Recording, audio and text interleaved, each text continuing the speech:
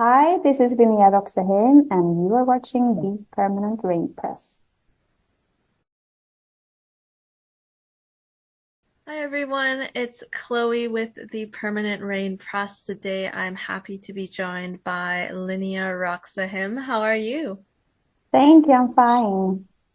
I'm Doing so fine. excited to hear your voice because we were talking about a bit of like an internet connection issue that we had before, but I'm so glad that you solved it and now we can talk about your background and your fantastic work in Young Royals season 3. So we will dive into that in just a bit, but to start off, in your earlier years, you had some acting credits before transitioning to writing and directing. How and when did you know that you wanted to pursue the arts and create behind the scenes? Well, yes, I did have I started out in the business in Sweden when I was like 5 or 6, actually professionally, and I was mostly in theaters and musicals, like on stage, but I did some parts in films and TV series as well. But mostly theater. And then I did that alongside schooling from like my entire schooling until the age of 21, something like that. And in between there, I went to film school in LA because I wanted to be behind the camera. And I think that was like a subconscious longing to be behind the camera instead. And I had a female director when I was like 7, and she was so cool. And I think now in retrospect that had an effect on me, like having that option, like feeling I had that option to behind the camera, and choosing that work field. And one specific thing that happened when I was in film school, I got home from my first shooting day, and it was a long day, and I did everything like from lighting to catering to driving everybody home afterwards, and I was so exhausted. But I went to bed going like, oh, this is what I want to do. Like this is right for me. So from that on, I've been knowing that this is what I want to do. You were also in a pop music group, is that correct? Yes, that is correct. I was at the age of 18. I was doing all kinds of work on stage, like singing and dancing, and that was one thing I did. Like it happened out of coincidence, basically. And I did that just when graduating. So it was nice because I didn't know where to go. So I did that for a year, but I was kind of feeling it was a really like commercial pop group, and we didn't write our own stuff or anything, so we would like puppets sort of. So I felt it was kind of shallow in a way, and I was playing like a role like Wilhelm, and I felt like, oh, this is I have to go, you know, deeper in my creative space. Very much like a character, I guess you're saying, and sometimes I guess that's what it's like, but you did live out temporarily like pop star dreams, which I mean, not a lot of us get to have the opportunity to say that in a lifetime. So I guess it was an experience for you. Yes, it was, of course, and I'm really happy about it now. But I think I was struggling with eating disorders, pretty severe, and also depression. So I had like a dark few years. So at the same time, performing on stage and being like happy-go-lucky, that was kind of a clash. So I want to write and to make films. So I quit that job, going to film school. So Well, it seems to have worked out for you, and I'm glad you put your foot down and you got into like a healthier creative space and personally as well. In terms of film, like who were some of your early inspirations? Like what made you fall in love with the idea of film? Because I know you mentioned, being on set and being behind the scenes, but like what were some specific inspirations from released work? yes, like growing up, me and my siblings would constantly watch, TV shows and films. And our mom, this was before streaming days. So my mom would record from, airing on television, and we were rewatching them all over, like our favorite shows. And we live in Sweden, and here it's, we have public service doing a lot of great like high quality drama stuff for kids. So you don't know any of them, I guess, but if I have to mention some American ones, then I would say Leon the Professional was my favorite movie. Did you see it? It's Yeah, the with one with Natalie Portman. Natalie Yeah, Portman and I forgot. I know the actor's really famous. Sean Reno is he's called Sean Reno. Yeah, I love that, and also Ghost. It's kind of it's kind of scary actually, but it's beautiful. It's a love story as well, and I liked crying, I guess, a lot. And then Friends was my comfort show during my teenage years. And then actually one film that really like pushed me into want to pursue this dream to be behind the camera and work with this full time was because I was in psychology studies at the university after I did the film school in LA. I didn't know how to get into the industry, and then I watched this. I was doing meantime I was studying. I did this pilot project, like a documentary course, and I actually met Rotta there, which we will find connect together. And then I watched this movie called Una giornata particolare. It's an Italian film by Ettore Scola, and it's beautiful. It's about those two people meeting like in the 30s. I think the film is from the 70s, but the film takes place in the 30s in Italy. And Hitler is, visiting town, meeting with Mussolini, and everybody's out, like celebrating what they're doing. And the two of them, like Sophia Loren and Marcello Mastroianni, they meet like in the same building, they're neighbors, and they develop this beautiful like friendship. And I saw that and was like, okay, this is it. I have to do this. Like I have to affect people this way to make people feel this that I'm feeling right now watching this. So that was a big, important one for me. That's wonderful. And I like how you kind of tie in the psychology to it. Like you really want to get inside a character's mind and follow how they progress and grow throughout the span of a film and a story. Were your family and friends supportive of this path for you as a creative? Yes, they've always been supportive, I think, my family and friends, yeah. And I remember my dad like making jokes about me leaving psychology studies because then I was just like, I accepted film school in Sweden, so I have to leave psychology studies. And he was like, are you really sure? Like, this is the work field where they have the most job opportunities, and you're leaving for, a one with less, great less. But yeah, I've been working full time with it since I graduated from schools. So, and more actually than full time. So I think he's proud now and feel like I did the right choice. I think it's always like in a parent's mind, they just want the best for you. So they're like thinking job prospects, what's that like for you? But I Yeah. mean, I'm sure he's seen a lot of your work now and knows that it worked out for you well. You did mention, studying in LA. It was at the New York Film Academy and then the Swedish Institute of Dramatic Arts. Tell me about your studies. Like, how did these schools really help you hone your craft? Oh, yeah. I think New York Film Academy in LA, that was a really basic course, like the essentials, basically. And that's exactly what I needed and wanted at that time. Like I didn't know anything. So I just wanted to learn everything, and we were working on 16 millimeter films, or 6 millimeter film. We could choose either go digitally or film, but I wanted the real deal. So just thinking about that now, it feels so old-fashioned, but I'm happy I did because I learned so much. And then I remember also strolling around in LA and just um, buying old books about film and wanted to make it a 24/7 study. I wanted to learn everything basically. So I'm really happy about that.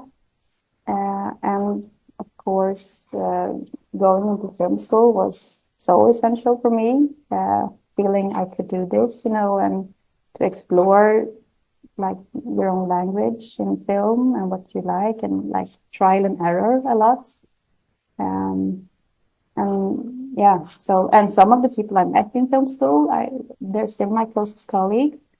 So I think that's pretty cool. And then, after you graduate, the whole industry kind of puts a limelight on you, and like, who are you and what do you want to do? So without that, I don't think I would have had the, courage or being, feeling confident enough to like fight my way in, I think.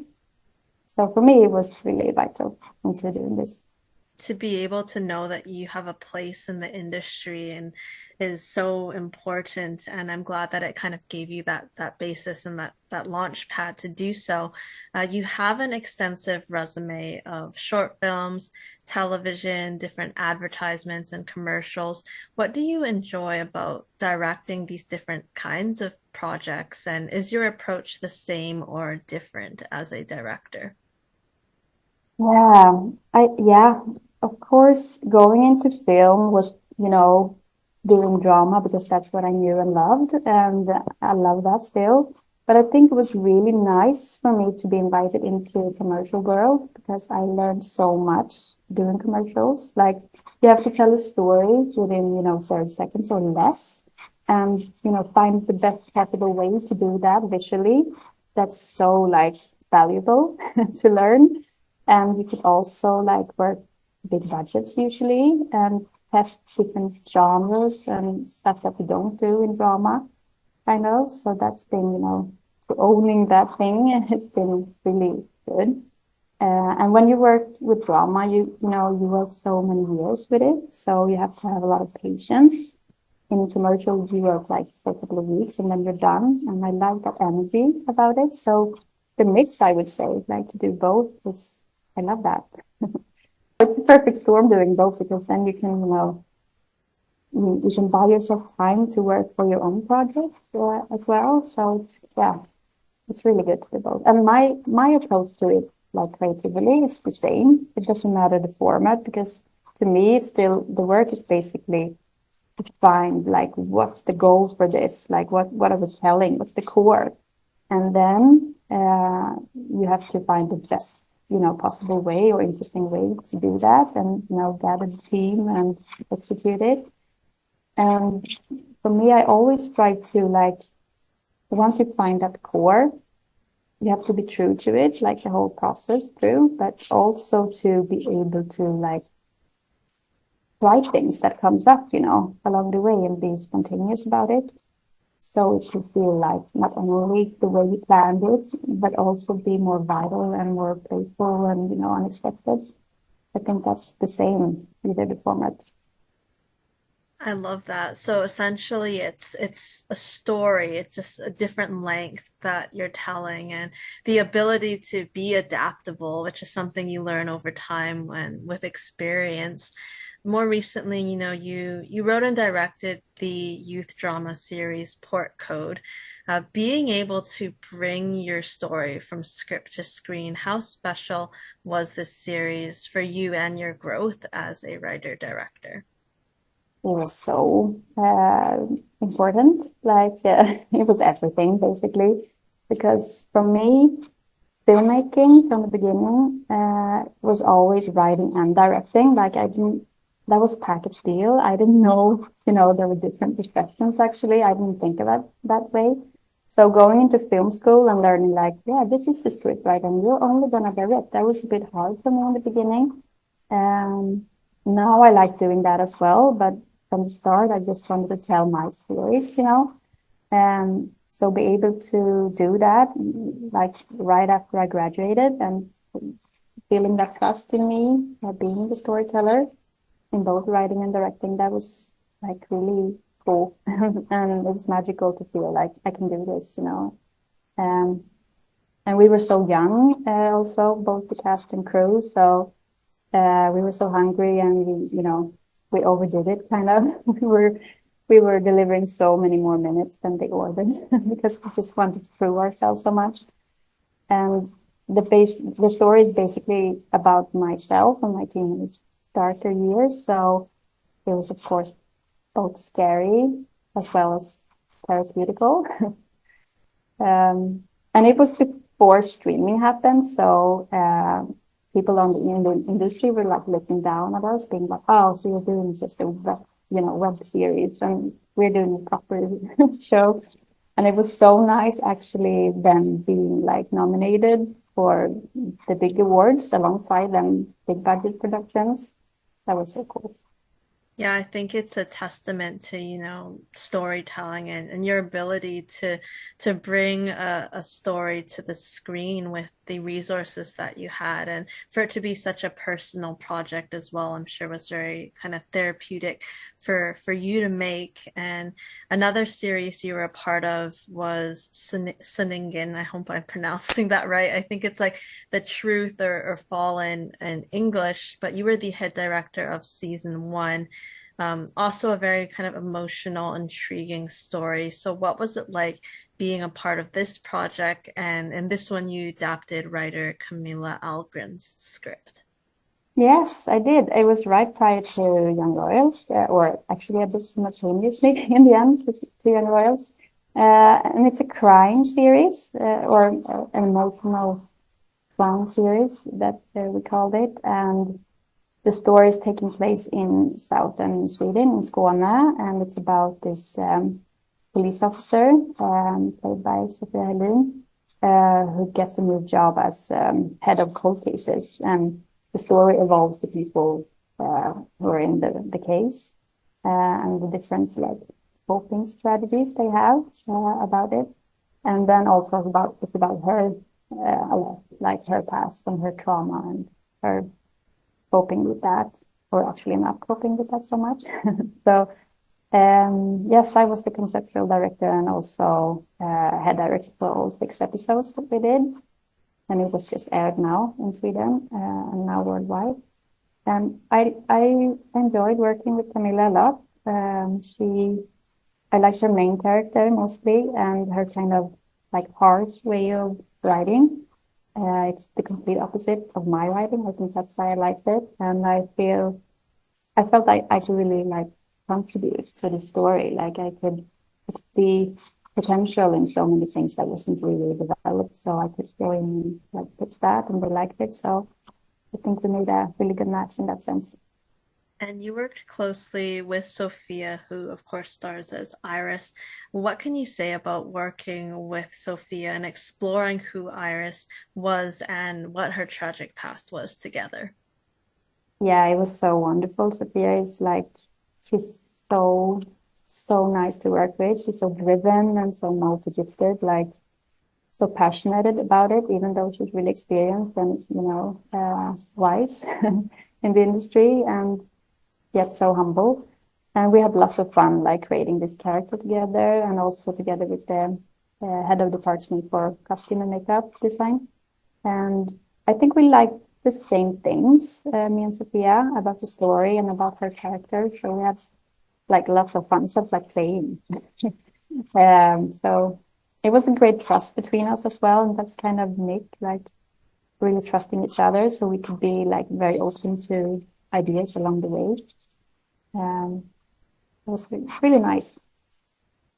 Hopefully you get to work with Sophia again in the future on another project, but it's really nice. Like we'll talk about, trust between collaborators again later, but we'll move on to talk about Young Royals. How did you come to be involved with this series? Like, were you approached by the showrunner, Lisa Ambjörn? Yes, let's talk about the Young Royals. I was actually first approached for season 2 to direct episodes alongside Roshta. And I couldn't do it since I was involved in Sanningen and they didn't match in the schedule. So I had to turn it down, and I was not so happy about that because I really liked the project, but I was equally happy when I was asked again for season 3. And first they were like, how many episodes can you do? Because I didn't know by then that wasn't going to be in it. And then I wanted to say 4, and we started discussing 4 episodes first, but then I couldn't because my editing was prolonged in Sanningen. So eventually we ended up in 2, but it's kind of nice too. So I was happy about it. We had you were asking about Lisa. Did you like how she approached me, and we had a meeting early where I immediately got asked like, "What do you want to do?" without knowing anything of her, like any of her thoughts on it. And I kind of answered that I would like to explore more from like the persons they are, like the characters, like to know them more deeply. And because I knew there was going to be the end season, so I felt like, okay, we're going to send them out in live, like who are they going to become? I would like to grasp that kind of idea within the season, to know a little bit where they're going as we let them free, you know. And Lisa just smiled, looking at me like, yes, that's exactly what I want to do. So we kind of clicked that in that sense, I think. And then as she told me, of course, all her thoughts initially about the story, I was like, yes, please. Like, this is all the things I like internal conflict and, relationship struggles and like all the deep psychological needs coming to climax and reconciliations being made, and of course the ending. It was so beautiful. Were you familiar with Young Royals when you were approached for season two? Yes, I saw season one because I think I was approached just before season one was supposed to air. So I think I saw the offline version or something. So I saw it and I liked it a lot. Like I love young adult series. It's like teenagers. They're so great, you know. It's like And I being love that. transported back in time, right? And kind of like rediscovering, yeah. Yes, because that time in life is so like vibrant and like large and and so devastating and everything, as you're trying to figure everything out, who you are and who you want to become and meeting the wrong people, making the wrong choices. It's so like perfect for drama. But I watched it and liked like all the characters basically and the acting, like wow. And also some of the choices were so unexpected, like not stereotyped but yet believable. Um, and I liked the music a lot, like Matthe's music, and also the hip hop choices. That wasn't like the choice you maybe that not that I would have done, but it, since it's upper class environment, that it works so good, like the energy in it. So it was like all those weird, nice choices that I liked, and of course the storytelling, like it's a gay love story, but the problem is not them being gay, and I think that's so brilliant. I think a lot of Swedish audience like kind of misunderstood that one and thought it was problematized more, so missing the whole point. But yeah, I think that's yeah, I fell in love with it, and it was nice working with it, and got asked again, of course. Did Lisa ever tell you, or did anyone ever tell you why you were considered? Like, did the showrunners and the other kind of creators see your past work and kind of approach you based off of that? Yeah, actually, I asked Lisa the other day about it before this interview, because I didn't do any interviews about this, like, what can I say? And she was like, yeah, but you were asked for season one. I was like, no, I wasn't. She was like, yeah, you were on my list.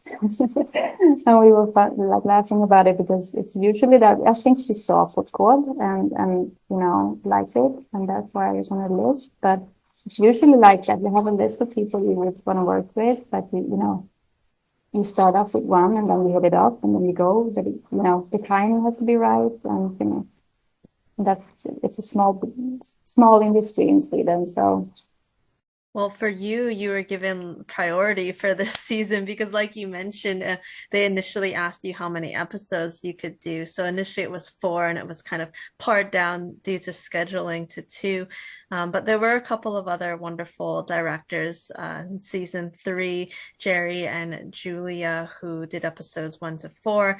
So I'm curious, were there active discussions and collaboration between you and the other directors, or was your work kind of contained to your episodes and individual communication with Lisa and the writers? yeah, Julia and Jerry are both brilliant, I think. We had so much fun. It was so nice to have such brilliant colleagues, also on the directing side. But we didn't like work so much together, actually. It was more Lisa and us having, because since she's a showrunner, she would know everything from here. We could think it here as well. So she had like the helicopter view of it. But we were, of course, invited to like all the versions of all the scripts, like all the episodes, so we could react if there was something. But I think we didn't so much. I think we respected each other's like episodes, and we did shoot some scenes for each other. We had to because of vacation limitations. For example, the castle we could only access in Julia's block, so she had to shoot the breakup scene for me. But since the scripts weren't so like they didn't come so far, because of course our episodes were prioritized, I knew like, okay, we're gonna have to reshoot this. No matter how good it was at that point, I still think we need more, processes and drafts being written. And so I talked a lot about that with the DOP and also the art department, like how can we do it? You can shoot the wide ones and then you can shoot everything now that we know. But then if I want to do it again, we can just do close up somewhere else. And so we did actually. It's really nice to hear like a bit of the kind of behind the scenes and what goes into it because as you mentioned, you only had access to like the castle, the palace for certain scenes, so you kind of have to make it work. But I thought that the tone was pretty like consistent throughout. So I think that's great that the directors, although you kind of worked individually, like it comes together as a unit for the final season. For you personally, how did you prepare for your episodes? Like in the pre-production process, was there anything kind of special or notable that you went through or did? Yeah, like I think I did the same like I always do preparing, which mostly includes reading the scripts and like breaking them down and feedbacking constantly and thinking, if you write so many versions, and I was on like before the first, I think. So, I was in early and that was good. I like to work very hands-on with the scripts because that's the main instrument I feel, like in pre-production. And everybody's starting to work based on it, even though you're going to write some more drafts. But so it's basically like communicating between your team and Lisa and, trying to catch up with all the choices being made. And then, of course, to plan the shooting and how it's supposed to look and all the shots and everything. But mostly breaking down script, I would say. And of course, here, this is season 3, so, all the cast, like most of the cast and all the locations are already set. So it was mostly me like vibing and going around on the locations and, yeah, meeting the cast and everything. I'm guessing I know the answer to this, but I'll ask anyways and hear what Yeah. you have to say. But were there rewrites and revisions involved up until and during filming? Yes, like to me, and thankfully also to Lisa, screenwriting is a process that doesn't stop when you put the last punctuation mark in your like script writing process. It's a continuous, constant like process. You change it like when you rehearse, you change it when you're shooting it. You try different things with it. And in the editing, of course, you can write new ADR lines and put them off, and you can change the scene, like everything in it. Not everything, but a lot. And of course, while we do the ADR, I like to add a lot of ADR and work with it like and then we can choose, in the last day of sound mix, we can really change the script, you know. So it's a long process. And I think that most screenwriters are kind of intimidated by this and this like way of doing it, but Lisa is not, and that's one of her biggest strengths, I would say. And I love that the two of us think of it like the same way. Did you feel any pressures being the director of the penultimate and final episodes of the series? And if so, how did you manage any expectations or pressures? Yes, of course. I wanted it to be as big and beautiful as it deserved. Um, it's a love story, so it needed a dignified ending. To me, be trusted with Lisa's beautiful story and doing this, justice. So I think I was self-reflective all the time, and that's not nice while you're in it, but I think it's good to always like feel like evaluate, did I do it most of it or did I do it better, I think that's a part of it, the responsibility that it is to direct. And we did actually reshoot twice within my block because I wanted to. So yeah, it's always important to do like you feel like you did your very best. And I think it's nice to kind of challenge yourself as well because it feels like something where, like you mentioned, you're kind of constantly thinking about it because you're thinking, how could I make it better? But, with what you ended up with the final version, I thought was absolutely perfect. So, I think we got that closure and you did what you set out to do. How many days did you have to film one episode? Thank you for saying that. That's so sweet. Yeah, I think each block was like a month, so that would be like 12 and a half days per episode. But of course, my episodes were longer, so yeah, but it's the same amount of time we had. It wasn't planned to be longer, it just happened in the editing. It was supposed to be 45 minutes, all of Like them. you mentioned, you kept adding things, and you're like, and even in you said in past projects, right? You shot more than the allotted time, but they gave it to you. So, That's the beauty of streaming. You don't have like this slot length you know, to hit. which was your favorite scene to direct and why? Oh, hard one. I don't have a favorite, I think. Like that's not the way I see my job, I think. I think they're all so different and, they're equally important, of course, to read as a whole. But some of them, of course, are more like, you know, vital, you like all the scenes where stuff happens, but I'm like, I feel pride in them for different reasons. Like some could be, oh, that was exactly how I visioned it, or oh, that was something completely else. Like we worked so hard in it and everything, and it turned out beautifully. It could be so different, like the process behind them. Essentially, you cannot choose one because they're all like your babies. So you're like, I can't choose one. How No. about a challenging scene? Like, is there any one in particular that stands out to you for being challenging to direct and maybe like how you overcame any challenges? The scene I mentioned that I did reshoot, like the close-up, the breakup scene, that was, challenging, like technically to make it work with previous ones that we had, like a reference in the castle for real. So that was pretty cool, I think, and challenging. But I would say, I would have to say the lake scene was most challenging since I kind of took the ball and ran a little bit with that one. Like, that's always like you putting yourself up there, saying like, let's try something that's not really planned. And I think that's always a bit nervous to do.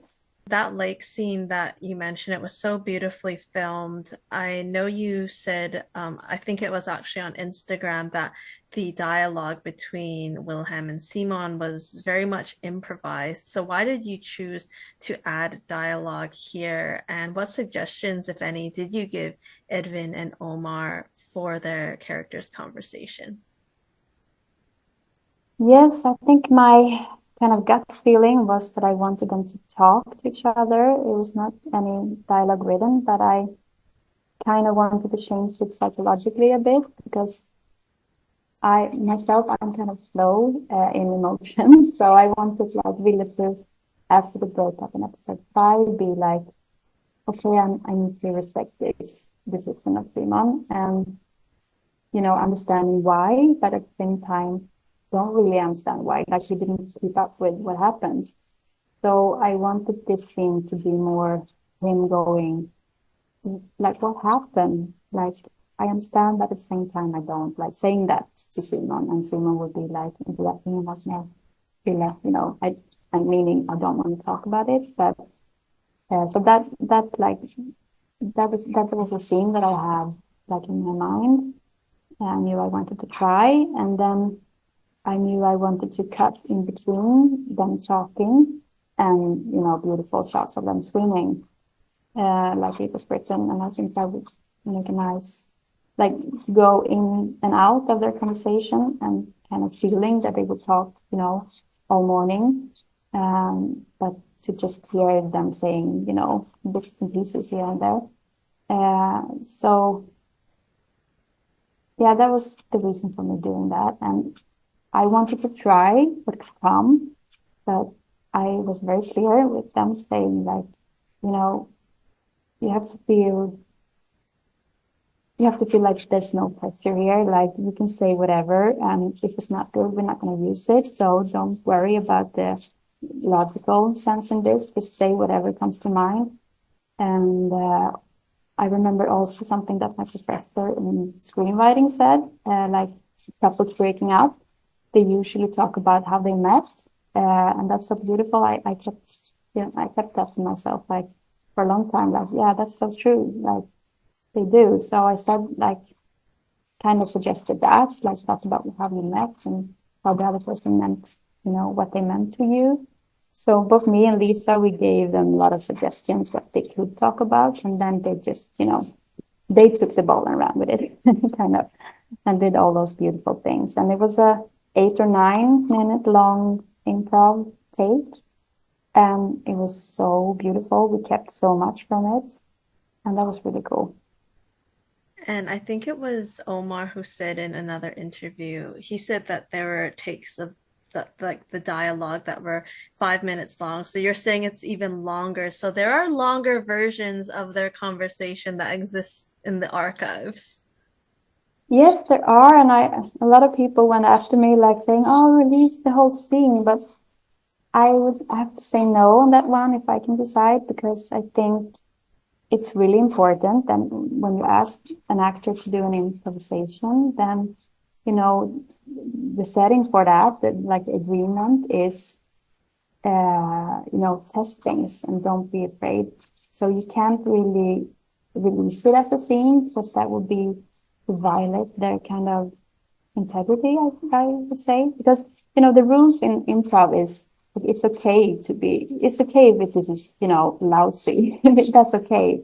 And I'm not saying they did it anything lousy, but, that's the agreement to do. And the art is then to choose. Like it's both brilliant when it's so good and then it can be lousy also.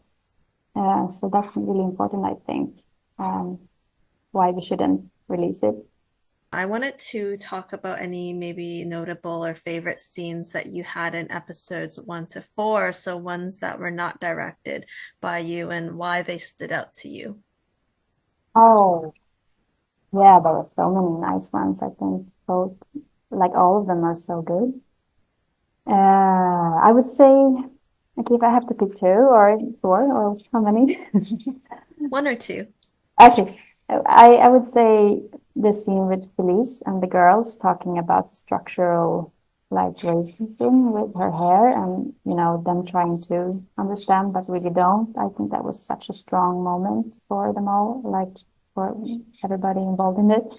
And also the sex scene in episode 3 that Jerry directed. It was like the song choice and how it was filmed and everything was. I cried the first time I saw it. It was so good. But I have a lot of favorite moments in them. We'll talk about some of your scenes in episodes 5 and 6 in particular. So, first off, the scene in episode 5 where Wilhelm is talking to his father, the Duke, on the phone about Eric. What direction did you give Edvin, and what did you want to focus on in his emotions? Because we did see a lot of, close-ups with his face and when he starts to tear. Yes, I love that scene. Yes, I remember seeing it in rough cut, and I was like, oh, we have to put this earlier because this really tells you so much where Wilhelm is standing emotionally, like in the beginning of episode 5. And he's been kind of like a wall to us and to Simon before that. So it's so heartbreaking, I think, to me that I remember saying this, but I don't remember saying it on set. But like they are actually communicating on two different levels, like like different frequencies, almost like bats, different sound blends, sound waves. So they have a conversation, but at the same time they don't. And I like that about that scene. And I think that is so on point for men that age, generally. Like Ludwig as a person, you can tell he's not aware of this, like to talk about feelings. And I bet he would say that they had a really deep conversation, like where they really talked, But to us, and of course, Villa's perspective, it's not like that at all. And I think he doesn't really know what he's searching for in that call. I think of course, he wants comfort and love and be seen and everything, but yeah, doesn't really know what he's looking for, I think. And Ludwig isn't really picking up on it. Like, even the sarcastic tone that Ville has when he's saying, like, yeah, Eric was perfect, like, it's slightly sarcastic. And I love the fact that Ludwig just goes, yeah, yes, he was, like, not picking up at all on that.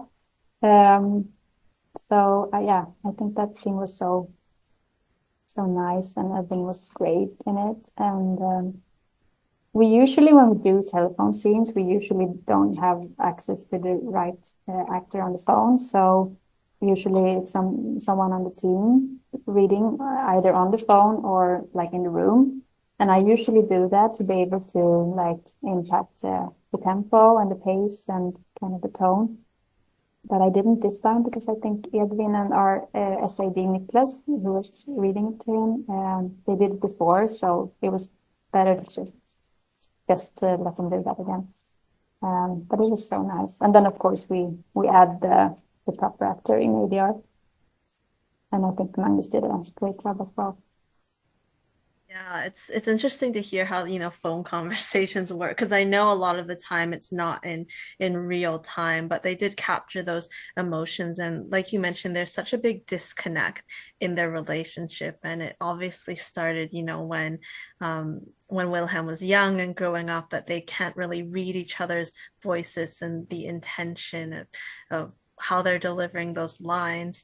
I also love the big event scenes at Hillerska because there are so many moving parts. How was the third year's dinner scenes for you to film? Like, is there anything special you remember from those scenes and the set decoration? Yes, it was so much fun, shooting all those scenes. It was a great day. I think we did like an intense day. We did all of them in the same. Oh well, not of course the kitchen scenes, but all the others, including the exterior scene with August and Sara. So we had lots to do and fighting time to get that magic light that we wanted. Um, I remember working a lot on solving the issue that we only had like 15 extras, and we wanted it to look like 60 or 70. So we had to like be really smart about how we set up the tables and everything. But I think it worked. What do you say? How many people were taking part in it? I couldn't tell that did you say you only had like 15 extras? Yes, but of course the cast is kind of big also, so maybe 25 people or something. I think it filled out like the spaces you used pretty well. I don't think you could tell that you had limited Thank extras, you. but I know like you mentioned, the cast is big, so obviously you had the kind of ensemble, the named characters as well, but you definitely couldn't tell. So a little bit of like, Oh, I guess, framing and angles yes. and TV magic. Yes, also to line them up to the window, because if you have two rooms, you can feel like you can imagine it's bigger, and I think that was really nice. And I remember teaching them all those silly songs, like the student songs, because I wanted them to feel like really, they know them by heart. Because I had some experience in like upper class environment, like totally as a tourist, but but I liked all those little traditions they have. And I remember Malte having some problems remembering the lines in the song. So I think there's some great bloopers of him trying to be convincing because, his character would know them by heart. So it was so much fun. I like that about Malte a lot, that he has this, I don't know if you can tell, but he has this like the diphthong. Do you say diphthong? No. Like, is it like Tonality. charisma? No, like when you pronounce something, it's you can pronounce it differently depending on like Okay, well, I can understand that. You did explain the word really well. we Yeah. call it diphthong. I don't know. He has those like, and I remember like asking him the first time I met him, like, where did you study this? Like, where did you learn those little nuances? And he was like, yes, I'm a servant. And I like that when he comes down, like August comes down from getting his prize, those little mimic things that he does with his face. It's so on point. Um, yeah, and the extras I would have to also mention because they were like a part of the cast almost. They were so great working with. So yeah, it was a great day. I love how the show also has these kind of like filler moments where we see what other students are up to in Halerska. So you kind of get a glimpse at school life through a lot of these other like kind of background and extras actors' eyes. One could feel the tension building at Wilhelm's birthday dinner. How did you approach those scenes as a sequence? And in particular, take me through filming that kind of final scene where Wilhelm confronts his parents, specifically his mother, the queen. Yes, those scenes are so heartbreaking.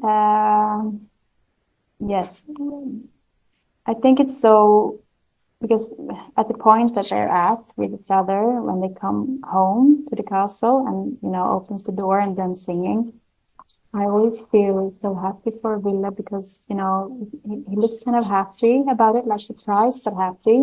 And then as the song is done and the Duke starts to talk, it's a little bit like nervous and he doesn't really know where he has them, I think. And I think he didn't, to me, it feels like he didn't like think this through beforehand, like to vision it before. It's a big moment for him coming home with his boyfriend to meet his parents, but I think he didn't have time to like really think about it so much.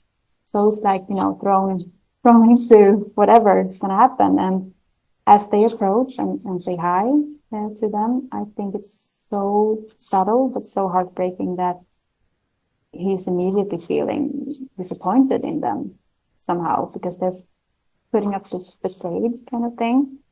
And we work with it a lot, like they do that when there are other people present from the team. And then when they leave, there's a slight tone difference in them and their faces kind of, they go more dysfunctional, I think, instantly, slightly losing their face. And Villa is, of course, observing this immediately, and Simon as well, I think. Um, so I think we found a nice way to build up during the night to what's going to come, the climax. I like that scene. That's so like heartbreaking, so good, and in every way, in every aspect. But it's so essential for Ville because he was building up to this moment the entire show, like all three seasons, I think. So here he just lets go everything, and I think the reason for him doing that to do it just here and now is because he has Simon by his side. Like it's like a Freudian slip, but I think he's the person he feels the most trust in. So it's there's no surprise that he does it now. And the response he's getting, it's so nice also that the queen is so immature, like she tries to push him down and silence him and being like stating the hierarchy between them, like the parent. But as he refuses to, she can't really handle him, and then he leaves. Like that's so ironic since that is exactly what he's accusing her for in the argument. And she does that. She leaves him. Like, what are you doing? And the dad, like the way he stands up afterwards, not being able to say anything, so good, I think, and so heartbreaking. But I think what happened was, I think it was so necessary for Ville and his like well-being from now on, because he put up so much, and it's still a kid, they left him with this, so I think they deserve it, actually. It's like the moment where can you say outgrow them? Like he outgrows them, kind of. Yeah. I just really love your analysis. It's like he's been kind of repressed those emotions for so long, and you do see it build throughout the first two seasons and going into episode 5, like that he is going to crack under pressure at some point. You just kind of didn't know when, and it happened at his birthday. But it's so true about it doesn't even have to be the royal family, but how you put on a face for others and behind closed doors, you have different dynamics with the people close to you, and it almost does look like being a different person. I love how you shot it with the camera angles, because you can always hear Wilhelm's talking and, voicing his upset and anger, and you close in on the faces of his mother and his father and Simon, who just looks so frightened. What was it like, with Omar, and kind of finding that place where he's getting into the realization that this is not healthy and this is not good for either of them. Yes, I think it's two things going on for him simultaneously, because they have their own arc in their relationship. And the scene just before, it was really like Simon, I think, realizing like what's going to come next. Like, okay, this is not working for me, but he still has to put up with, the cake eating and everything. And so I think then him like watching that happen, I think Simon would be a person to support him in talking. But I also feel like he would be, okay, not with me in the room. Why did we do that? So, but for Will, of course, everything just explodes. He has so much to handle. So I feel like I understand them both so much in this and feel so much for them. But the reaction with him looking scared, I think it's also nice that we all thought, immediately like, yeah, that's something he saw from his childhood himself with Micke, and you can only imagine what he's been used to seeing. But the reaction was actually because, sorry, it's a shower. The reaction was actually from Edvin's improv in this, with him throwing the presents. So that's actual footage of Omar being like shocked for real. Because I felt as we started that he was holding back a bit. So I said, like, go nuts with this. Like, you can't do it too big, like try things. And I remember, I didn't know it by then, but he told me afterwards that he was, before action, he was like going to the props person and asking, like, are there anything, expensive or vulnerable in those kits, And that person was like, no, what do you mean? Like, okay, good. And then that's how considerate Edvin is to work with. Like, he thinks of everything. He was So like definitely not going to break any like valuable breakable items in the boxes, but I loved hearing that tidbit that he was so considerate of, yes, the objects and the set deck as well. But it came together so well, and I'm sure you were all very like impressed and happy, because it really showed that being able to let loose and like that freedom in the character to do what needed to be done.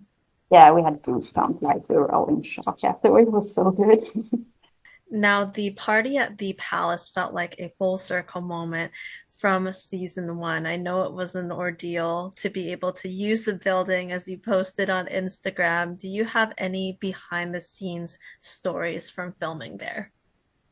Yes, it was, yeah, it was nerve-wracking to not know if we could do the scenes that we planned there or not until like very late, like a couple of weeks before. So, um, yeah, no, I remember, yeah, it was so nice to come back to a lot of scenes where so many people had like so meaningful moments before, and to circle back on them.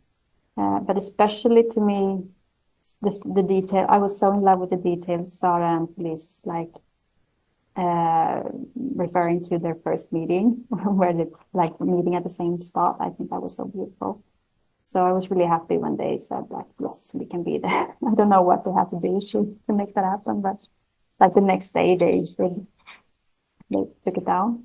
So it's gone now. So it's gone, it's no more, it's No. demolished, but at least you kind of got that last hurrah in that location. And I'm sure it felt very nostalgic for a lot of the cast and some of the crew who had been there since season one, and such a nice callback between Sara and Felice. And when she says that this was like her best day or her favorite day, is just such a kind of key moment, core moment for their friendship.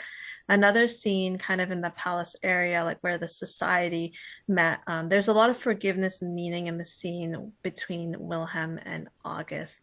As a director, how did you interpret that scene in the context of their relationship and what they sought personally? To me, and I think everybody could feel different about this, and I want to encourage that because I know that this is like a hot potato within the fandom. I think it's good that we think differently about stuff, and we have different points of views. So, you know, they can all be true at the same time. It's up to us imagining. But to me, I think this scene is so vital for both Ville and August, actually. For Ville to kind of come to peace with himself for things he struggled with for a long time, but also for August to be able to forgive himself, I think, for what he did. So I think it's so touching. And one thing, like we were discussing the scene orders at the palace, like all the scenes could happen. It was important to me that we could, doing them in any order we liked in the editing, so we kind of filmed it that way. And this was one was planning on, in the script like later on, but I think my editor said something really bright about it. He said, this is the scene you don't expect to happen. And therefore it works so good, like so early, because all the other scenes I think we kind of expect them meeting. So I think that kind of creates a tension in that room, and it gets so much stronger because of it. Like it's so loaded when we like realize they're gonna meet. And in that room also, it's so symbolic that they meet in there because they were so different persons, like so much shifted in them since they started off there. And I think August telling Ville about like Erik and how he would have been proud and loved him and supported him. I think to me, I interpret it as Ville kind of heard this before from Felice, from Simon, from himself maybe, but it's when August says it that it really hits him like for real. And that is one reason I tear up in the scene. And also because August, like, he's getting like Ville's, not like apology, but his sorrow for what he's been through. And first, I think it's so good it tries to tone it down first, and that's his like go-to reaction. But then Ville's like, no, that was not okay, and he gets all quiet. You can feel like all the pain he's been through, and it, kind of forgives himself after that. And so it's meaningful to both of them for different reasons. So yeah, the scene was beautifully written. I think it's the exact script that we did, and I heard people are mad because they feel like August should be apologizing to Simon also, and I think that's like a no-brainer because of course he will. He's changed now. He's not the same person who did that thing. So we saw him suffer, and now he apologized to Ville, who knows, and then I'm sure when they meet that he's gonna talk to him about it too. But Edvin and Malte, I would say they are so good in this. Like you could feel like they have been longing to that moment, like their history, like with acting so many like, tension scenes before. That was really nice one for them. and they did it so well. I had goosebumps in every take, and every take was this brilliant. So, we didn't have to look in, to rewatch all the takes to choose because they were all so good. It was just there. I was going to say that, that scene I thought stood out so much, and there was just really a bit of closure at the end of that conversation because, like you mentioned, it's also due to the writing team, but this is the first time that Wilhelm's kind of given August the light of day and heard him out because August has kind of tried to, talk to him, make small talk, and for the longest time, Willem, he doesn't want to hear it. He doesn't want August to look at him. He doesn't want any kind of interaction. So that was so special to kind of just at least listen to each other and reach a bit of, common ground with what they've been through. And with Simon, I mean, hopefully that happens. We don't obviously see it on the screen, but you'd like to think that there would be a bit of closure there in the future. Obviously, there are a lot of kind of open books with how the story ended and with what we see in episode 6. I'm curious about what it was like working with Malte and Frida on their scenes, like the more intimate ones that they shared outside of the third year's dinner and at the palace. Yes, Malte and Frida, they're so great, both of them, to work with, so easy to work with, and so smart and humble and everything. And I think it's like an interesting choice from Lisa to, like, the heterosexual couple are not making it in the end. I think that's really brave and cool. And when Sara kind of finishes everything with him, I think she's telling the truth. I I think that like those two scenes made her understand maybe what she saw in him. That like when he's reading his letter to her, he's telling about loneliness and he wants her to like to know the real him, and we also get to know the real him. And she's like,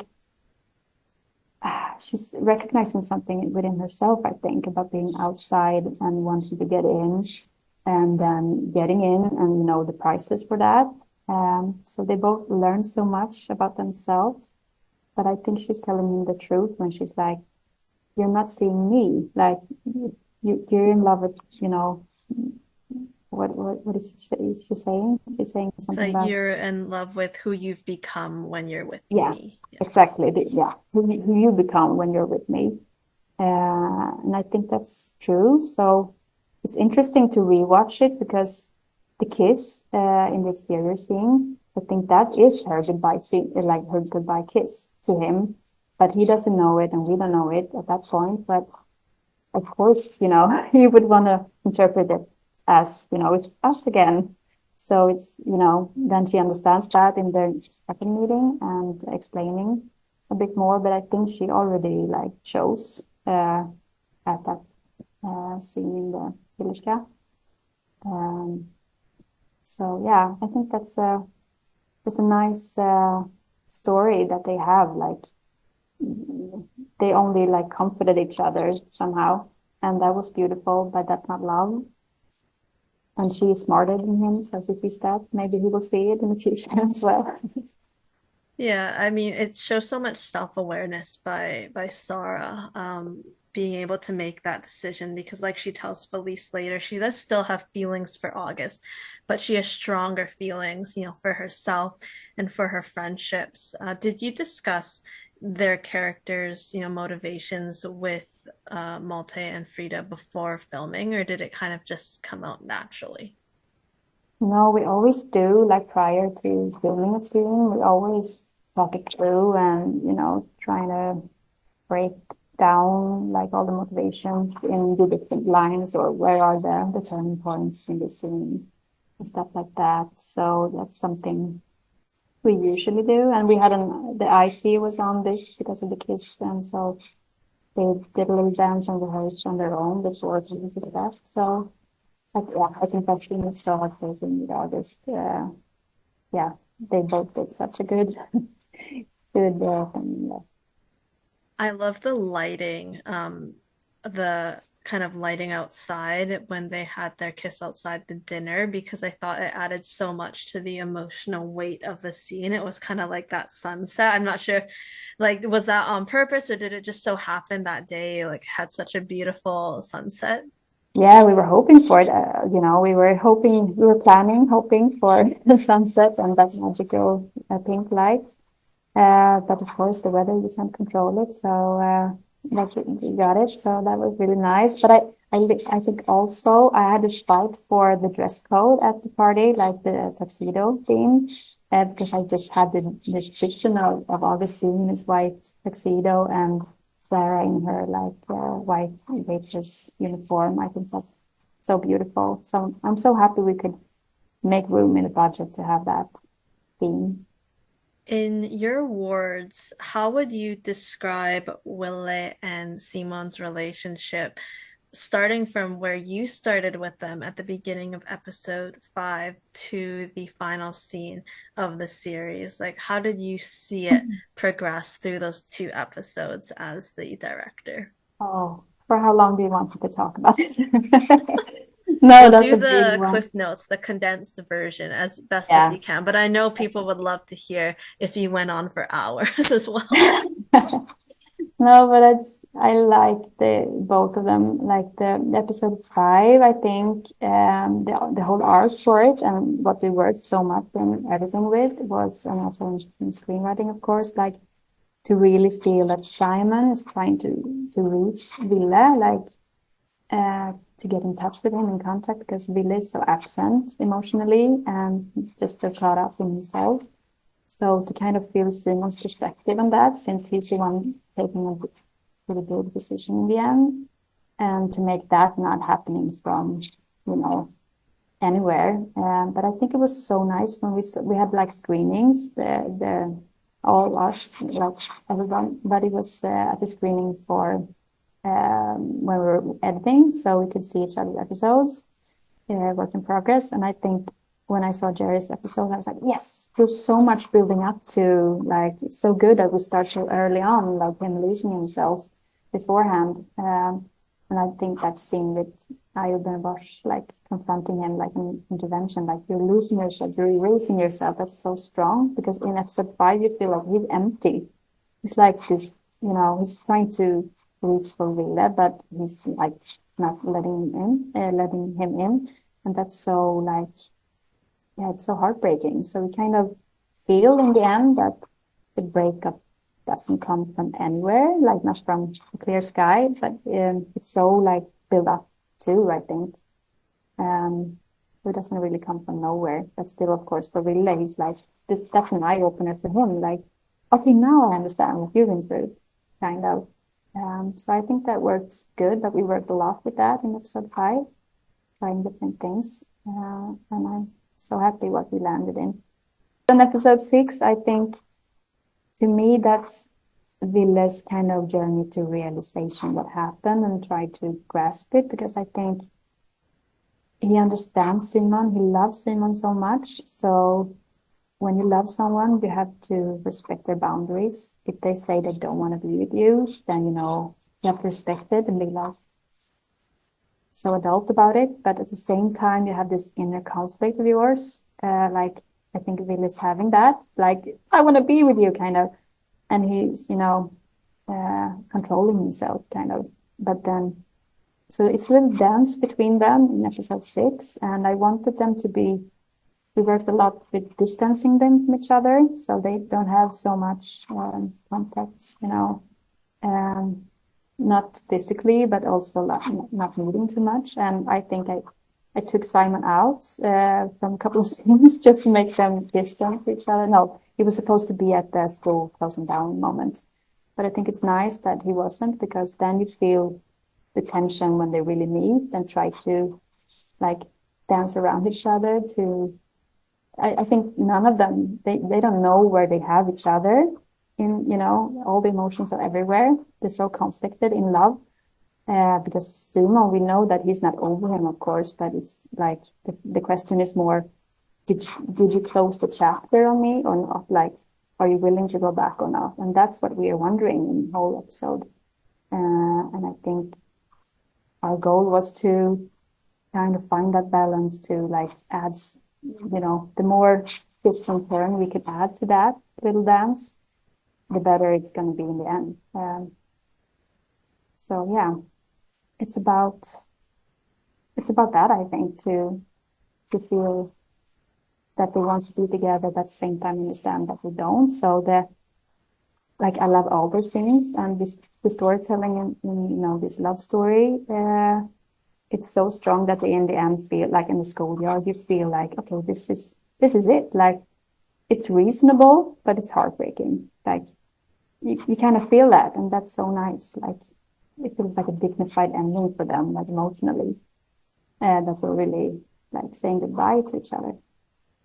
And I think a lot of fans, they love seeing Edvin and Omar on the screen together. So when there's a lack of that, obviously there's some people going like, well, why aren't they sharing any scenes? But fundamentally their characters throughout lack a communication problem. And so I think adding in like that distance factor, like for the story, it makes a lot of sense. And hey, at the end of the day, it's like that quote, distance makes the heart grow fonder. So they do find their way back to each other at the end with a greater understanding of like what each other needs and all these kind of issues that they had trouble communicating with at the beginning. They do reach that end point and that end goal, which was beautiful, like you mentioned. There was a lot of maturity and growth in the car scene with Wilhelm and his parents. Like you mentioned, the other scene at the birthday dinner being so vital for this one. What kind of direction and prompts do you give your actors in an important scene like this one? Yes, the abdication scene. It was, of course, a really strong one, important one. It was Lisa's vision all along from season one, like that he would do this. And so, of course, that was like a big moment. Um, I think like after the breakup in like the breakout of his parents and also the breakup with Simon, something kind of shifted in him. I think it's very subtle but very clear. Like you could feel that in episode 6 before this moment, like when he discussed it with Malin, you could feel him talking more like an adult and less of a teenager. And it's subtle, but it's there. And then he didn't, plan to say any of this. But as she's approaching him with this green talk and him being Greek king, I think he just feels it like it comes from nowhere. Like I don't want this, and that's so strong. I think it's so like well written, and also the way that Edvin and Pernilla and also Magnus are acting in it. It's so like respectful and full of love. Like you can see her comprehension, and that she's really looking at him like his mother this time, like the first time maybe. And I think the irony in that is really funny to me that this is the scene where he acts the most like kingish and of the entire show, and she's the most mother of it all, and they're talking about him abdicating. I like that so much. And you're so hands-on as a director, which I love because in the documentary you can see you kind of speaking with Edvin ahead of time, like before going in that car and kind of breaking down the character and his feelings. Yeah, I think that's between two takes, I think, like really discussing like turns, shifting and yeah, different ways of doing it. I love to like assemble so many variations as we possibly can, if you're still telling the same things, but later on you don't know what you're gonna use. Um, and also, funny thing in this scene, I wanted to add August in there because I think I don't know what you say, and people could feel different about it, but I wanted him to like realize what just happened and like him reacting to it. And I think it's nice that you can decide for yourself if he gets it or not. Like that's something to discuss and to feel different about. How do you feel about that? Do you think he understands what happened? I loved how it turned out with, him kind of watching Wille leave. And I think through his face, he could kind of maybe get a idea of what was happening there. And you see it kind of fall because I love that he was so excited for this position initially, and then after his conversation with Vincent and Nils, you kind of see it shift where he realizes maybe this isn't all it was chalked up to be for me. And yeah, I like I personally think he understood it, but I like that it's open for interpretation and what the future would hold for him. Yes, I do too. And I think it's nice that he didn't get the girl, but he got to be king. Like he got something else, like a comfort house. Yeah, that he shifted and doesn't know what he feels about it is so great, I think. Yeah, and I'm really looking forward to speaking with Lisa about that as well. And Yeah. her finale, her ending for this character. For the final scenes between Wille and Simon reuniting, the four friends driving away in the Volvo, did you draw any inspiration from specific films and programs for those moments? Oh, interesting. I don't think I did. Like what we have, yeah, of course, there are a lot of films with people driving away in the end, but I think most of the most famous ones, like Thelma Louise or The Graduate, they are completely different. Like they're more sad.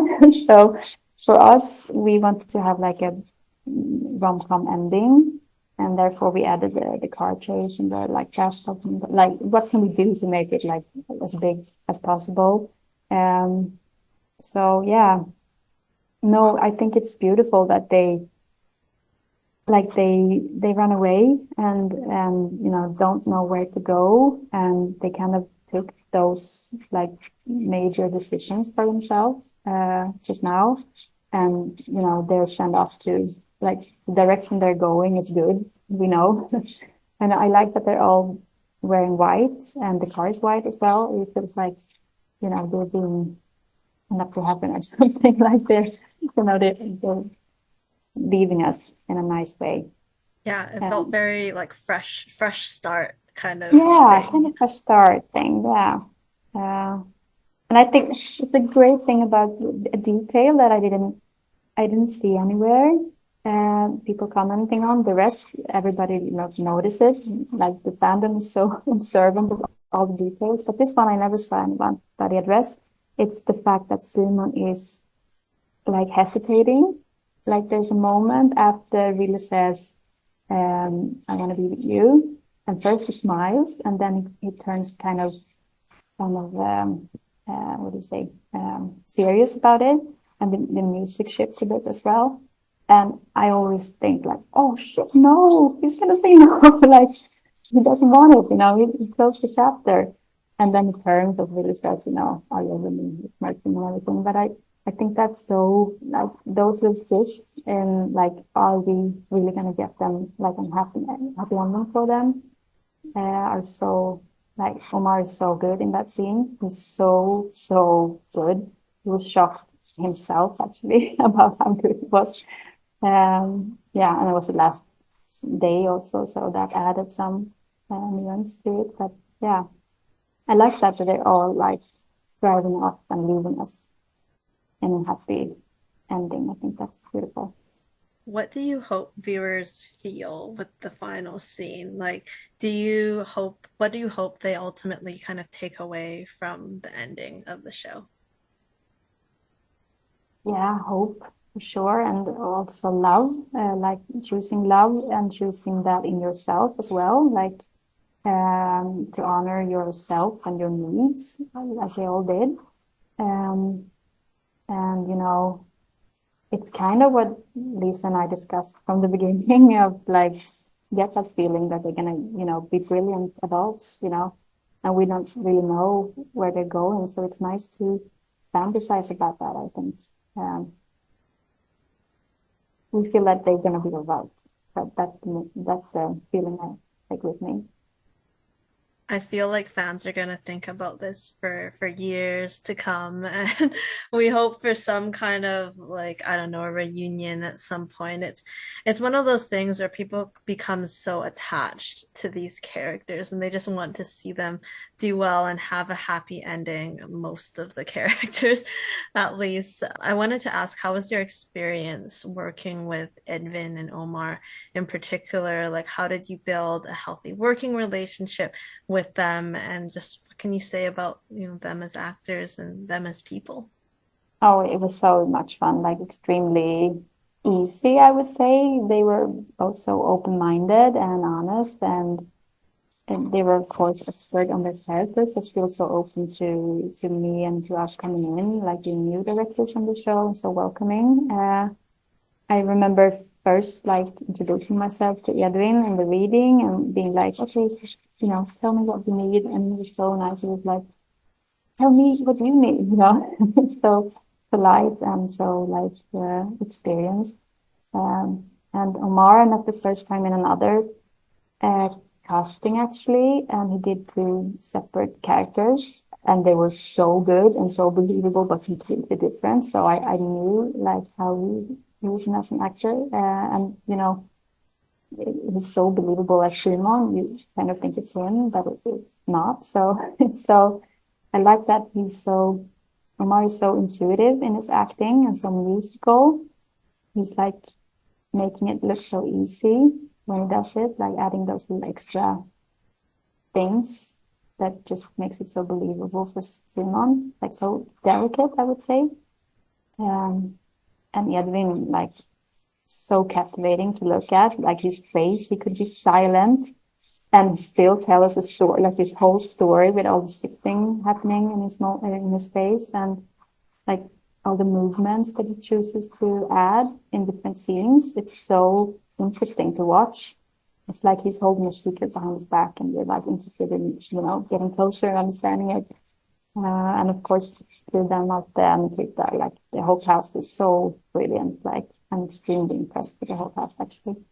Tell me about the trust that Lisa Ambjörn had in you and your vision for your episodes. Like, did you always feel comfortable coming to her with your own ideas, or did it take some time to build that comfort level and working relationship? No, it's always a little dance when you get to work with someone new, but I think as we went, I think I realized pretty quickly that Lisa was so open to like me in the script also, like come with whatever I thought of. And that to create that kind of like welcoming, open-minded environment, I think that's like a superpower she has. Um, and, to be able to let people have ideas and try them, but still like always knowing what she wants, and to say no also to things that don't go with the core in it. So I think that was, I think we clicked so much in everything except for just a few things, and that was no brainer that she would always want, she was superior to me being the one who chose, but that was okay, and it was just a small thing. And then it was so funny because when we had a screening in the Stockholm fan event, I would be like, oh shit, she was right, because she's the expert of her characters and she knows them so extremely well. And the way she's writing is also so focused on details and the characters and the acting. She picks up on things like she's almost like a director. She focuses on the same things a director does normally. And yeah, I think she's brilliant in all the aspects. And we had a really, really good collaboration, like life-changing for me. No, it was so beautiful. I hope we can work again someday. And you wrote on Instagram that, in the post about Lisa, there's never any ego. So I love that there's just a mutual respect that you each had for each other. Who were some other important people for you behind the scenes who helped bring your episodes to life? Well, of course, the DOP, Erik Nordlund, we've been working for a lot of years now, so it was nice to be able to work with him again. He's like great, so suited for this kind of story also. He's a master in handheld camera, and that was a choice we did early on. So and did a lot. And also my editor, Björn Kessler, we actually applied to film school together, so we go way back. And I've been working with him like on almost every project I do. And also Pablo Labanino, who's also in the editing team for Jerry and Julia. And Britta Norell, I didn't know from before, but she was supposed to be like the head editor. But we ended up, I think, them doing equal amount of episodes. But we worked as a team, and they are so used to working with each other. So that was really cool. And then my first assistant director, I would mention, Emma. She was brilliant. We didn't work before, but she was so nice and good and really passionate to me and to, yeah, she loved the show also. And the set designer, Caroline, we didn't work before, but she was like so passionate and so hands-on and, you know, really creative. I would want to work with them again. I think they're really nice. And Malte, I would also mention, our composer, and his assistant, Julia. They were so nice and easy to work with. And I love the music so much. We had a great collaboration. And also with, of course, the sound designer and mixer, Fredrik Dalenfjell. Yeah, and of course, the production, you know, the producers and the production team and Lisa, everybody working like head of departments. So nice to work with. You know what they say, it takes a village to kind of Yes. have a production come together. So it's like really the whole creative team is so passionate about the work that they did, like every single part.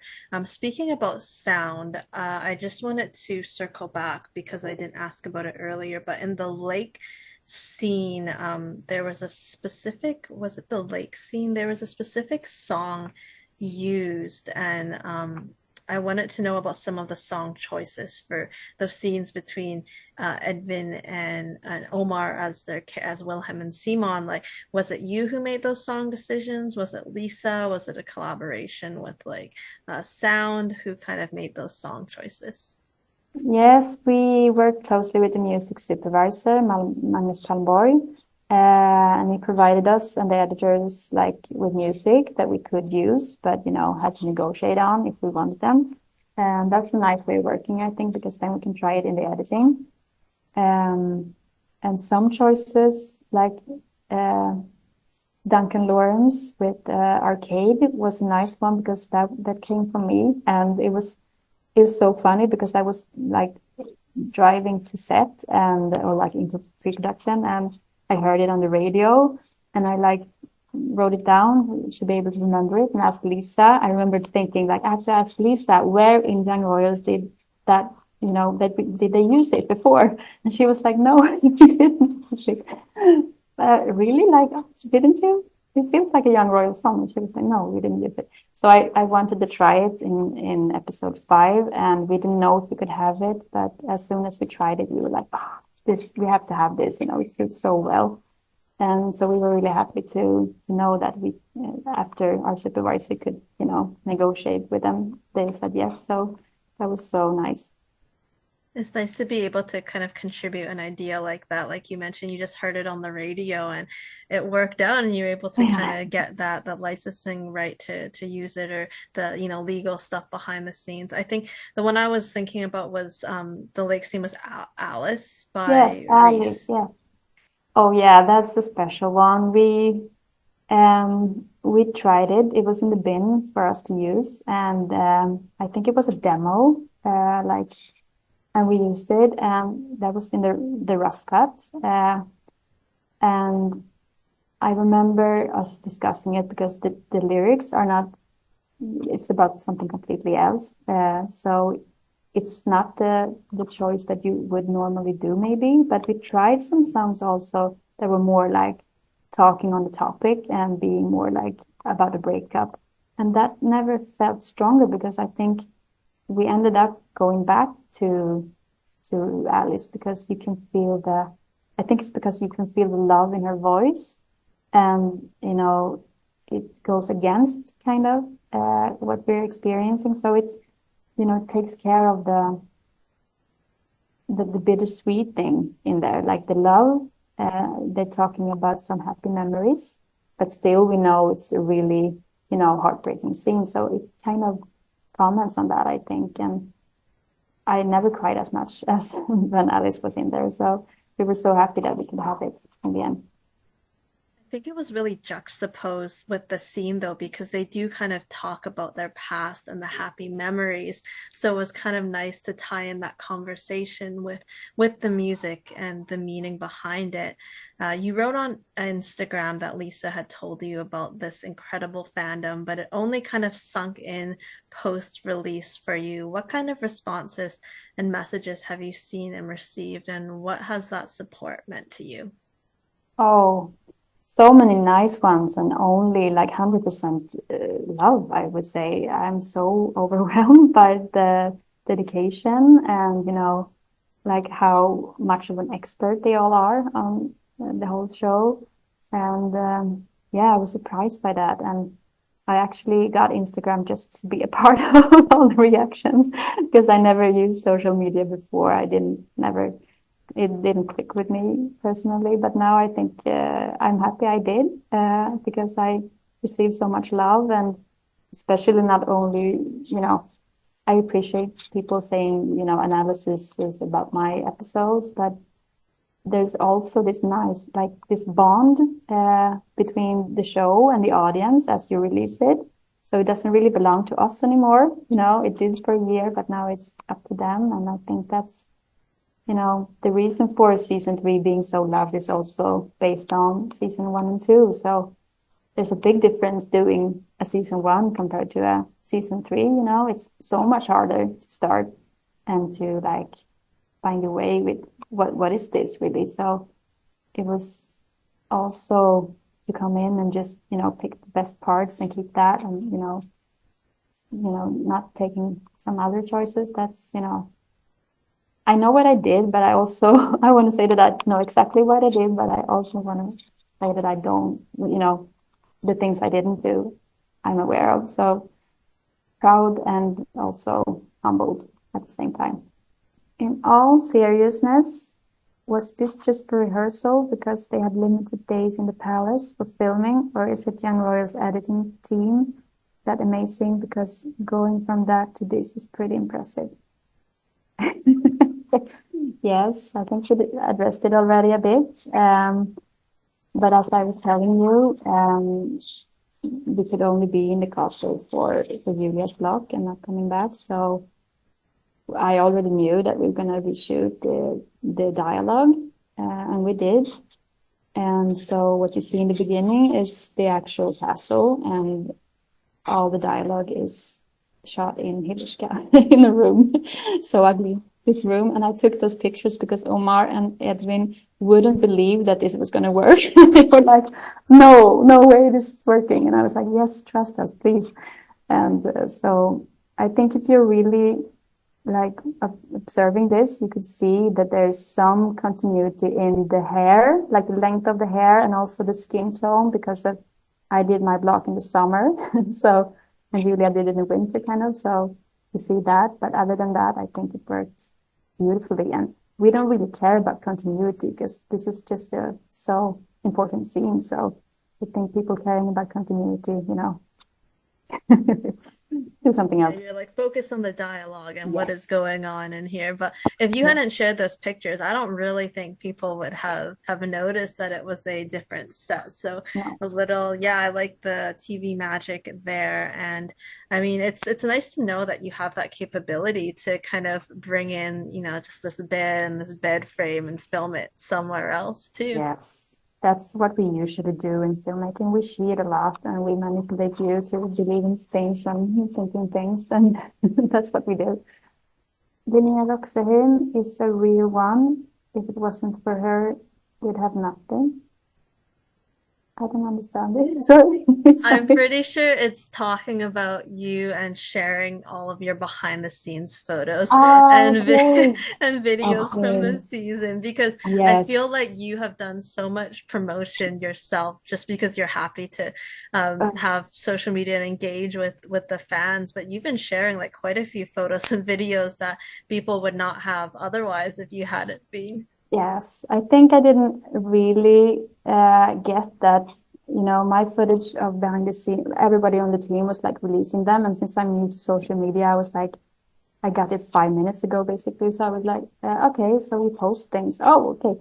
We post things from set. And then I didn't realize that my behind the scenes footage, I'm never from a distance. I'm always right there when it happens. So the footage I have is basically me filming everything because I felt like secondary, like nostalgia for everybody involved in doing 3 seasons. So I was like, okay, I sympathized so much with that. And Lisa couldn't be on set all day. So I was mostly filming for her sake so she could be a part of it. And then, I thought, oh, I can just post this, why don't I? Like, I didn't plan for it to come out, but then when everybody was so happy about it, I felt like I had to, and I felt some pressure and bad conscience as well because, episode 5 was released and everybody was suffering so much. So I felt kind of guilty and wanting to cheer people up. Yeah. Are you someone who like really likes using their phone to document moments like in your personal life as well? Or did it kind of just come up, like you mentioned, to kind of show Lisa what was going on? Yes, it was never like that to be seen, but then I do as a person document stuff, and that's like a core of my personality. I've been doing it since I was a kid, and yeah, I document stuff all the time. So yeah, it comes natural to me. I think. It's nice to have the memories though. Yes, it is actually. Yes. Really good, amazing, perfect, even to get Wilmon endgame. But I fear that the big scene broke something inside of me that I'll never heal. It seems like every time I see that scene, I get punched in the throat as if I was the one suffering all that, though I know what is coming next. Oh, yeah. This is so. I remember sitting at the fan event and going, "Oh, this is going to be great." Before like, "Oh, this is going to be great showing people." And then I realized, like sitting there, like, people they don't know the end, so they're not going to be able to really, appreciate this right now. And I heard someone actually screaming in the room, like, "No!" And I was like, "Oh, they're gonna enjoy this later on." But right now, yeah. I mean, you mentioned the fan event that screened the finale. What was it like being in the same room as so many fans and viewers who have watched the show since season 1? Oh, it was so great. Like, I will never experience something like that again, I think. Like, I was a fangirl myself growing up as a teenager, so I sympathize so much with having that dedication and love for something. And to sit there and like, equally people were reacting to everything and watching, like, understanding everything that happened. But equally, they were so respectful for like to not miss anything or to not like, destroy for everyone else. So it was like a room filled with love and respect, I would say. Still can't believe Young Royals is over, but the finale was so beautiful. They're so happy in that scene with the sun shining down on them. Yes, they are. Uh, they are. Yeah, that scene is so nice. I'm so happy with it. And we did actually, one fun fact about the end scene that I didn't tell you is that we shot the car chase, not the last day, but prior to that, at the same day we did the abdication scene. And the light was so perfect and everything. But Edvin is such a good runner. Like he ran so fast that he actually caught up on the car. So in the material we got from that day, he was like too close to the car, and that's something I wanted to reshoot. So we did one shot of that scene the last day because I wanted to, make it a far distance between the car and him. But it was so funny that he was so fast. You didn't expect that out of him. No, no. We had a limitation on how how fast the car would go. You So had to one like scene, mark in the ground. You can only run up until here. No, but actually, like we had like a continuity in the life in just one shot, but I think it's okay. And that was such beautiful artwork in the tweet as well. I think there was artwork in there, was there? Yeah, yeah, it was. It was two pictures of like yeah, them running on a field, holding hands. Yeah, it's so nice. Fans are so talented. Yeah. Oh my God. I actually ordered a painting from someone who is so talented and like them lying in the water, lake scene. I had to because it was so beautiful. Like, such a nice memory. Hopefully it comes soon and you can like display it Yeah. at your home or like in the office and something like that. Well, that was great that you kind of got to see those because I know you're like you mentioned, you're not on Twitter, you're not on X. So it's nice to see what people are also saying on that platform. As we round things out, I have to ask, do you have any upcoming projects that you can share? I'm currently writing my own stuff again after so many years not being able to do it since I raised three kids like simultaneously to doing career. So now I'm really thrilled for that to happen and just into like early on pitch mode. So that's nice, but I can't tell you anything more about it since we don't know where it's gonna go. Top secret news, but that's very exciting that you're back to, you know, working on your own material because like you mentioned, like what I also imagine, it's so nice to be a director, but you also have gotten a taste of your own work and bringing that from script to screen. So it's nice to have a good balance of both. Yes, and also to direct other people's scripts because writing is so hard. It's like so much agony in it, yet really fulfilling, you know, when you push through. But it's yeah, it's nice to do both actually. I have one final question for you, our signature question. If you could be any ice cream flavor, which would you be and why? Oh, I would be like what do you call it? Sorbet? No, sorbet? Sorbet? Yeah, definitely. I love that kind of all those flavors like mango or raspberry or lemon or something like that. Also vegan. I love that. And it's perfect for the summer, which will be upcoming in a few months' time. So, yeah, that's a great one to end things off. Thank you so much for taking the time to chat. I really appreciate it. Thank you for having me, Chloe. It was a blast. I had a blast doing this. Thank you. Same here. Hopefully, we can catch up in the future. But until then, for all those watching, you can catch Linnea's work in Young Royals season 3. It is out now on Netflix, and we will see you next time. Bye. Take care. Thank you.